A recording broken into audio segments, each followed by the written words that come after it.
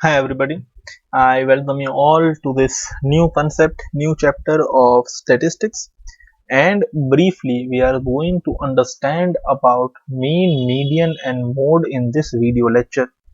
Right, we are just going to understand the meaning of mean, median and mode.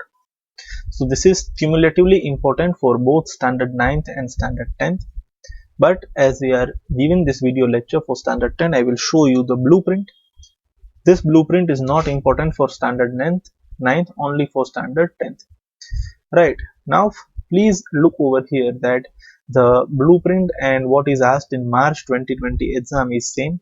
The chapter is of 6 marks, one question of 2 marks, one question of 3 marks. So 3 plus 2, that is 5, and one question of 1 mark. So this should be 1 over here, not 2.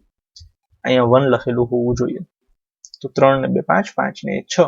Total this chapter is of 6 marks and is of utmost importance as far as your exams are considered, or even if you are going to take commerce or science in future. This chapter will play a pivotal role in your life. ક્યાંક ને ક્યાંક તો આ ભાગતું તમારી પાસે પાછું આવશે જ. Right. So let us study the importance of mean, median and mode. Mean, median and mode are measures of central tendency. આનો meaning સમજો. What do you mean by central tendency? કોઈ પણ વસ્તુનો સેન્ટર રિપ્રેઝેન્ટ કરતી હોય, મતલબ ક્યાંક ને ક્યાંક કોઈ વચલો રસ્તો કાઢતી હોય, ક્યાંક ને ક્યાંક કોઈ એવરેજ રિપ્રેઝેન્ટ થતી હોય, કોઈ ઇમ્પોર્ટન્ટ ફિગર રિપ્રેઝેન્ટ થતું હોય, એને આપણે કહીએ સેન્ટ્રલ ટેન્ડન્સી. વચ્ચે વાળું ટૂંકમાં, ઇન શોર્ટ.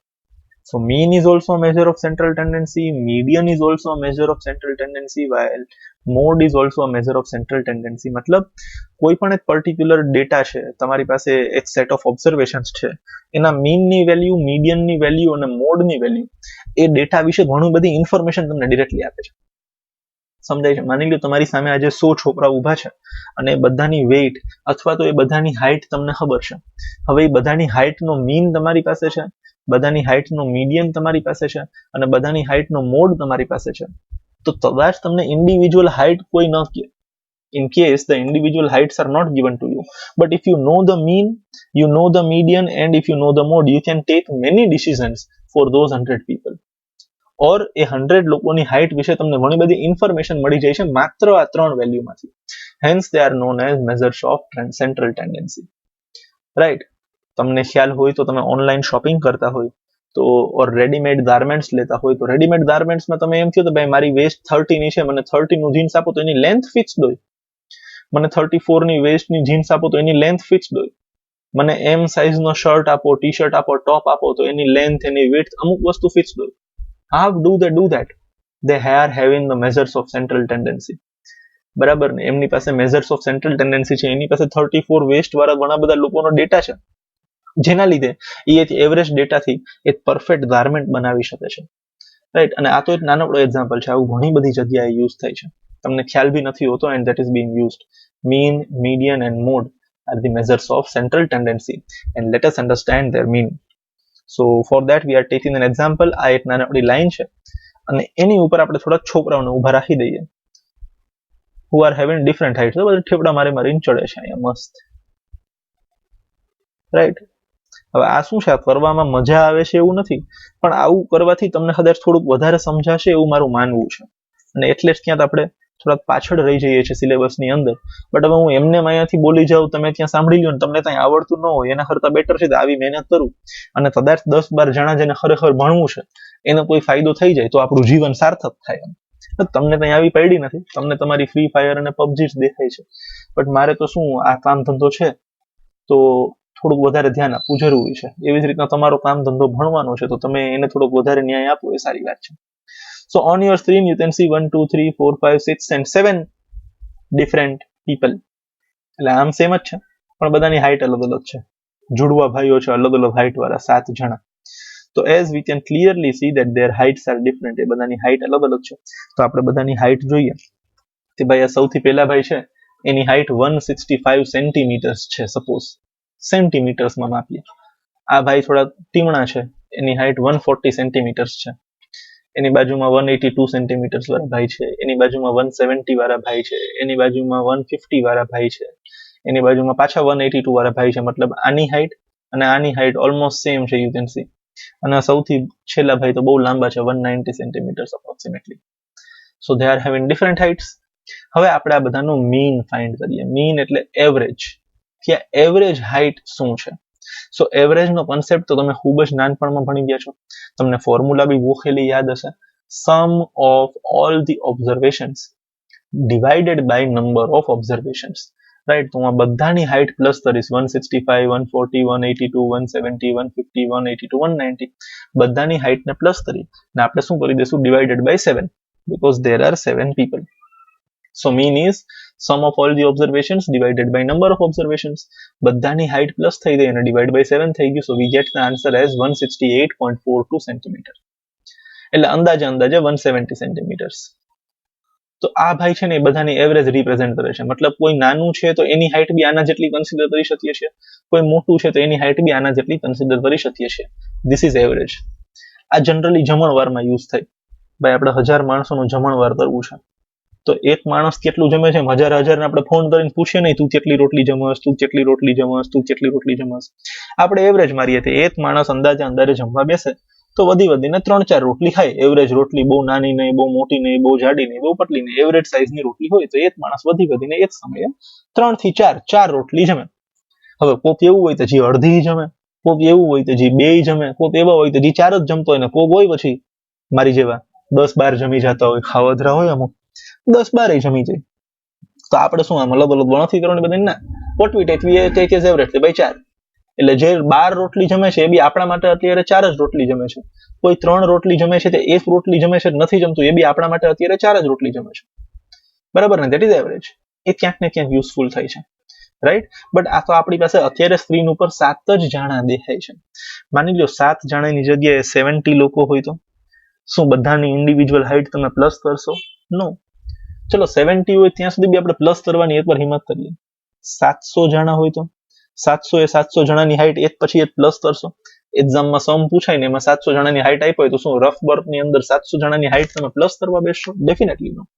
તો મીનની ફોર્મ્યુલા આ જ છે, બટ એ ફોર્મ્યુલાના એપ્લિકેશન્સ અલગ છે. If the size of the data increases we can modify this formula. માની લો અહીંયા જ એક્ઝામ્પલ લો કે મેં 165, 140, 170, 150, 190 પ્લસ કર્યું પણ 182 બે વાર રિપીટ થાય છે. So instead of adding 182 2 times, હું શું કરીશ, 182 multiply by 2 કરીશ. ત્યાં ફ્રીક્વન્સીનો કોન્સેપ્ટ આવશે કે ભાઈ મારી પાસે 70 લોકોનો ડેટા છે, એમાં હું જો તો ભાઈ 182 કેટલી વાર રિપીટ થાય છે? 5 times. તો instead of writing 182 plus 182 plus 182 5 times, what I will do smart work. 182 5 વાર આવે છે તો 182 into 5. 170 10 વાર આવે છે તો 170 into 10. 165 બે જ વાર આવે છે તો 165 into 2. પછી એ જે મેં મલ્ટિપ્લિકેશન કર્યું એનો ટોટલ લઈશ તો ઇનડાયરેક્ટલી મને બધા ઓબ્ઝર્વેશનનો ટોટલ મળી જશે. જોશું એ બી આપણે, ત્યાં ફ્રીક્વન્સીનો કોન્સેપ્ટ આવી જશે. But I hope the meaning of mean is clear to you. Second thing we will understand about mode. Mode ખૂબ જ સિમ્પલ છે. જે ઓબ્ઝર્વેશન સૌથી વધારે વાર રિપીટ થતો હોય, જે ઓબ્ઝર્વેશન સૌથી વધારે વાર રિપીટ થતો હોય, ધેટ ઇઝ મોડ. સર્વે તો રિપીટ થાય એનો ઇમ્પોર્ટન્સ શું? ઘણો જ બધો ઇમ્પોર્ટન્સ છે. માની લ્યો એક્ઝામમાં એક ટફ ક્વેશ્ચન પૂછાણો, તમે તમારી ક્લાસમાં એક સાથે 50 લોકો બેઠા છો અને અચાનક જ એક ટફ ક્વેશ્ચન પૂછાણો, સૌથી પહેલો જ ક્વેશ્ચન છે સપોઝ ટ્રુ ઓર ફોલ્સ નો, અને ડિસાઇડ કરવો ખૂબ જ ટફ છે, રાઈટ. હવે ક્લાસમાં કોઈ એકાદ હોશિયાર વ્યક્તિ છે, એને ખ્યાલ નથી શું છે શું નહીં, અને એને મારી દીધું ભાઈ ના આમાં આન્સર ટ્રુ આવે. હવે એમાંથી કોપી કરીને બધે પાછળ ટ્રુ લખ્યું. એકાદ બે જણા થોડા અવડા હોય કે આપણે કંઈ કરવું નથી, આપણે ફોલ્સ લખીએ, બરાબર ને. હવે ટીચર પેપર ચેક કરે અને એને બધાના પહેલા આન્સરમાં majority of the times true જોવા મળે તો ટીચર સમજે તો આમાં કંઈક તો લોચો છે, બરાબર ને. બાકી 50 જણાએ થોડાકનું ટ્રુ થોડાકનું ફોલ્સ એવું બની શકે, બટ લાઈન સર બધાનું જ ટ્રુ. એનો એક મિનિંગ એવો હોઈ શકે ભાઈ ક્વેશ્ચન કદાચ ઈઝી છે પણ ક્વેશ્ચન તો ટફ હતો, ટીચરને ખબર છે, તો બીજો મિનિંગ ક્લિયર છે કે ભાઈ બધાએ કોપી કરી છે, right. That is the importance of mode theory. કઈ વસ્તુ સૌથી વધારે વાર રિપીટ થાય છે? what is getting repeated again and again, right? The data or the observation that is getting repeated highest number of times is known as mode. So here we can see that 182 is getting repeated highest number of times, right? તો એ આપણી પાસે આવી જશે observation with highest frequency, which means that observation which gets repeated the most, that is equal to 182. જે સૌથી વધારે વાર repeat થાય છે તે, એનું નામ શું છે? મોડ. રાઈટ. આ બંને તો ઓલમોસ્ટ લગભગ 90% લોકોને ખ્યાલ હોય છે, મીન અને મોડનો મિનિંગ. પણ મીડિયન એવી વસ્તુ છે કે જે અમુક માણસોને લગ્ન થઈ જાય છે ને પછી એને ખબર નથી હોતી, એને ફાઇન્ડ કરતા આવડતું હોય. They know how to find the mean. એને મીડિયન ફાઇન્ડ કરતા આવડે છે, એની ફોર્મ્યુલા એને આવડતી હોય, આન્સર બધી દે. પણ મીડિયનનો મિનિંગ શું થાય એ લોકોને ખ્યાલ હોતો નથી. પ્લીઝ સમજજો, બરાબર છે ને? એના માટે થોડીક મહેનત કરેલી છે આપણે અહીંયા. Let us understand the meaning of median. Again this is the same line. એની ઉપર આ બાબલા ઉભા રાખી દીધા આપણે, બધાની હાઈટ આપણે પાછી લખી આપીએ. Right. Now I want to find the median. Right. So in order to find the median, what I have to do? I have to arrange them in ascending order. આ સૌથી પહેલી વસ્તુ મગજમાં રાખો. મીડિયન શું છે એ બી હમણાં ક્લિયર થઈ જશે. But in order to find the median, પછી ડેટા ગમે એવડો હોય, અહીંયા 7 જાણા છે, 70 હોય, 7000 હોય કે 700 હોય, first thing that you have to do is you have to arrange them in ascending order or in descending order. But તમારે એને નાનાથી મોટા અથવા તો મોટાથી નાના, either in ascending order or in descending order ગોઠવવા જ પડશે. Than and then only you can find mean, either in ascending order or in descending order. Clear? આ એક વસ્તુ મગજમાં બેસાડી લેજો. મીનમાં એવી કઈ જરૂર નથી, મોડમાં એવી કઈ જરૂર નથી. But if you want to find the median, you have to arrange the observations in ascending order. So let us arrange them in ascending order. સૌથી નાના ભાઈ છે સૌથી પહેલા આવી ગયા. અહીંયા જો 140 સૌથી નાનો નંબર છે. એના પછી 150 વાળા ભાઈ ચાલીને અહીંયા આવી જશે, આવો ભાઈ. એના પછી કોણ દેખાય છે? 165 વાળા ભાઈ. એના પછી આપણી પાસે છે 170 વાળા ભાઈ. એના પછી આપણી પાસે છે 182 વાળા ભાઈ. તો બંને આવશે પછી, એ તમારા બંનેની હાઈટ તો સેમ છે, રાઈટ. અને એના પછી આવશે 190 વાળા ભાઈ. So now they are arranged in ascending order. તમે જો આમ નીચેથી ઉપર આમ બધાના વાળ એક બાજુ સહેલાય છે પવનમાં, and you can see that they are arranged in ascending order. Right. હવે મીડિયન શું છે એ સમજો. that particular point સમજો.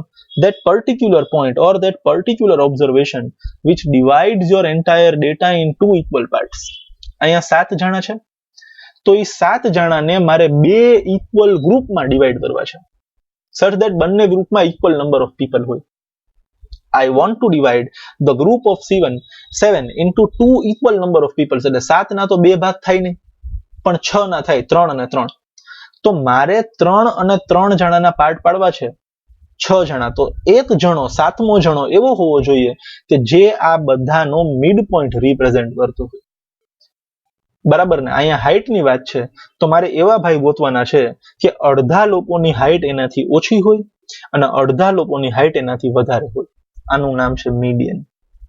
ધ ઓબ્ઝર્વેશન, ખાસ સાંભળજો, the observation which divides your entire data into 2 equal parts. ડેટાના 2 ઇક્વલ પાર્ટ પાડે છે. 100 જણા છે તો 50 અને 50. આપણો જે પોઈન્ટ છે એના કરતા 50 જણા મોટા છે અને 50 જણા નાના છે. 50 જણાની વેલ્યુ વધારે છે, 50 જણાની વેલ્યુ ઓછી છે. અહીંયા મારી પાસે 7 જણા છે, so half of them should have value more than that point, half of them should have the value less than that point.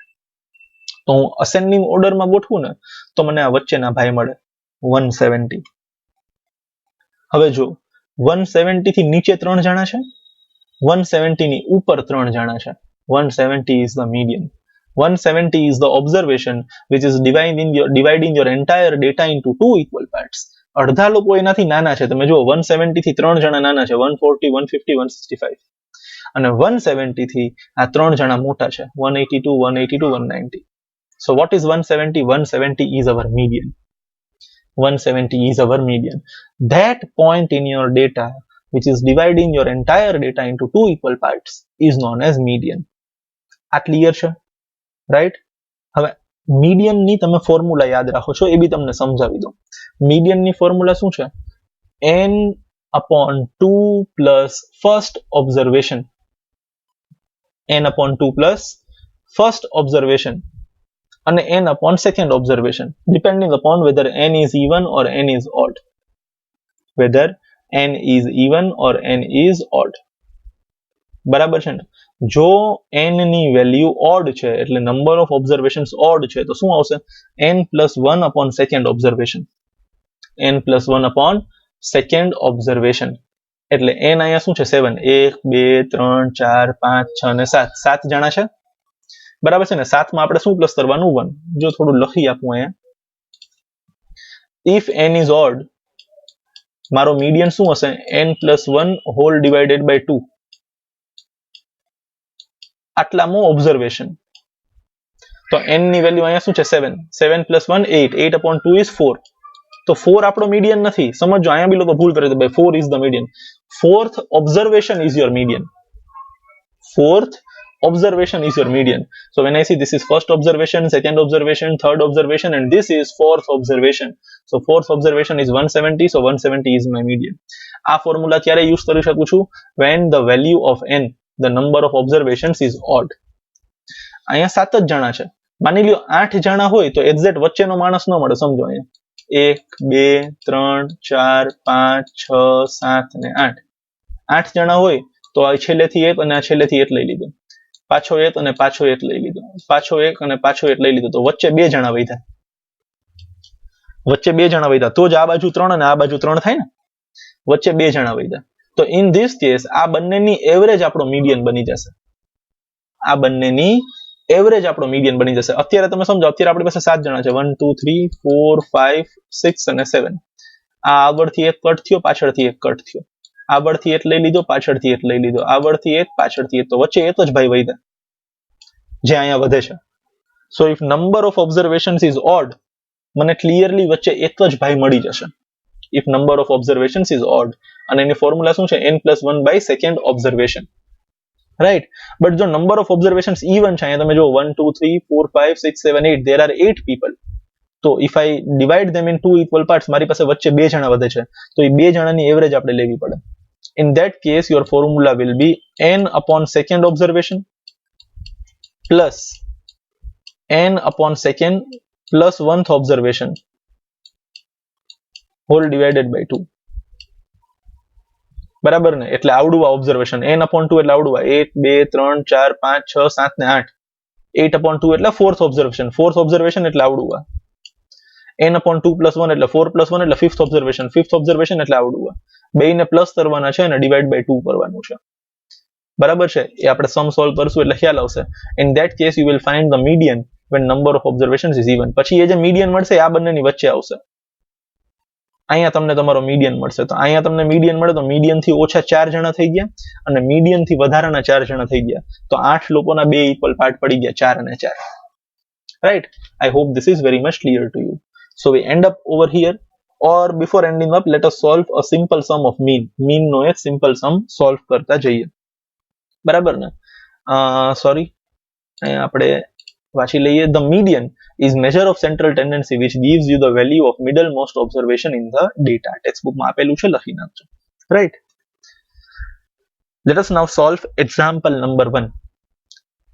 બરાબર ને? The marks obtained by 30 students of class 10 of a certain school in a mathematics paper consisting of 100 marks are presented below. કેટલા જણાના marks છે? 30 જણાના. 30 જણાને 100 માંથી કેટલા mark આવ્યા એનો ડેટા છે. 100 માંથી 10 માર્ક્સ આવ્યા હોય એવા એક ભાઈ છે. 100 માંથી 20 માર્ક્સ આવ્યા હોય એવા એક ભાઈ છે. 100 માંથી 36 આવ્યા હોય એવા 3 જણા છે.